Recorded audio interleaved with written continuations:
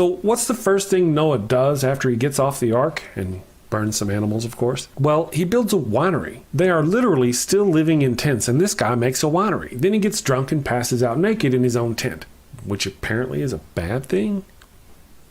His youngest son, Ham, goes into the tent, sees him naked, and then goes outside and tells his brothers, who then cover Noah up without seeing him naked. Then Noah wakes up, finds out that his son Ham saw him naked, and then he does what? Multiple choice. He thanks Ham for letting someone know and getting him covered up. He forgives Ham for seeing him naked. He asks forgiveness from his family for becoming so drunk and not covering his junk. He curses his own grandson, Ham's innocent son, Canaan, to a life of slavery for Ham's actions. Remember, before you answer, this is Noah, chosen above all others because of his rightness with God.